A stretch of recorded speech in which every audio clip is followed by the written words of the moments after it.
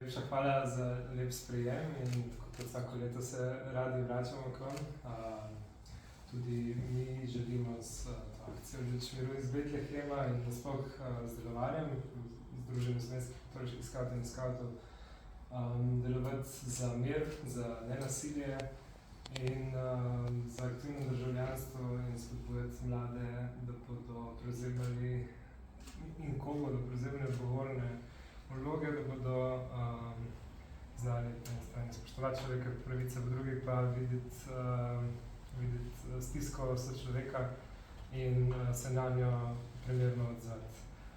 Tako da vas lepo pozdravljam v imenu Združenja slovenskih katoliških skavtov in tukaj imamo tudi predstavnike odraslih skavtov, predstavnici in predstavnika Slovenske zamejske skavtske organizacije, ki v bistvu skupaj priredimo akcijo Luč miru iz Betlehema, o kateri boste pa več povedala še Neja in Tina. Ja, mi smo res veseli in hvaležni, da ste nas tudi letos tako toplo sprejeli in nam je v čast, da lahko vsako leto tudi k vam prinesemo ta plamen Luči miru iz Betlehema. Ga skavti že 34. leto prinašamo v Slovenijo. Skupaj s plamenom pa potuje tudi sporočilo in poslanica, ki jo bomo kasneje tudi delili z vami, in pa dobrodelna nota, kajti zbiramo sredstva, ki gredo potem v dobrodelne namene, in sicer letos jih bomo podelili 3 organizacijam. En del bo šel na Poljsko, v sklopu nekega mednarodnega povezovanja, in sicer poljski skavtski organizaciji, ki so letos tudi sodelovali v uničujočih poplavah, ki so jih prispele lansko leto, ker so tudi oni nam lani, ko smo mi imeli težave, res stali ob strani, pa jim želimo nuditi na ta način neko podporo pri tem popoplavnem okrevanju. Potem en del sredstev namenjamo Združenju za moč, in sicer je to združenje, ki nudi psihološko podporo mladim, otrokom pa tudi starejšim, ki so žrtve kakršnegakoli oblike nasilja. Tretji del sredstev pa gre še društvu Tačke pomagačke in pa njihovemu programu RIT, ki v bistvu s pomočjo terapevtskih psov in pa njihovih vodnikov ustvarjajo neko prijetno okolje za otroke, da razvijajo svoje bralne veščine in na ta način probamo pripomoči tudi k bralni pismenosti naših otrok. Letos smo se vprašali, ko smo sestavljali poslanico, kaj je tisto geslo, kar bi povzelo letošnjo akcijo, in da smo do njega prišli, smo se vprašali, kaj so koraki proti pomoči sočlovekov. In na koncu smo pristali s temi besedami, to so upaj, zaupaj in stopi. Verjamemo, da vsak izmed nas želi boljši jutri, vsak izmed nas želi spreminjati ta svet na boljši. In če želimo to doseči, rabimo najprej verjeti v to, rabimo upati v to, da je ta svet sploh možen. Rabimo potem zaupati našemu sočloveku, da smo deležni neke podpore, da smo deležni tudi njegove pomoči, da bomo do tega sveta lahko prišli.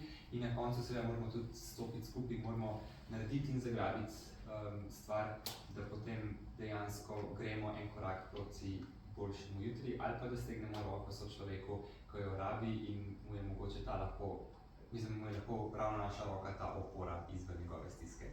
To je geslo, zdaj bi pa rad našega nosilca tudi prosil, da bi z nami podelil še letošnjo poslanico. Lepo mi je. Vem, da moj svet ni popoln, a poleg mene gori plamen, ki sem ga prejel. V njegovi svetlobi zagledam bližnjega, ki sedi v temi. Tudi jaz sem bil kakor on. Takrat sem si želel moči, da bi lahko opazil bližajoči se plamen. Zato mu previdno zakličem: upaj! Vedi, da kadar je pred teboj senca, je za tabo luč. Tišina. Morda pa moj klic ni bil dovolj prepričljiv. Nočem se obrniti stran, zato stopim bližje in glasneje rečem: zaupaj! Zaupaj sebi, meni, njemu. Pogleda me in luč, ki jo prinašam, mu osvetli obraz. Vidim izraz zaupanja, sedaj mu lahko rečem: upaj, zaupaj in stopi korak proti luči. Toplota plamena ga ogreje in mu da moč, da pride k meni ter sprejme plamen. Upam, da bo nekoč tudi on lahko rekel: lepo mi je. Vem, da moj svet ni popoln, a poleg mene gori plamen, ki sem ga prejel. Ti prosim pa še drugega nosilca, da ta plamen tudi preda naprej. Hvala lepa.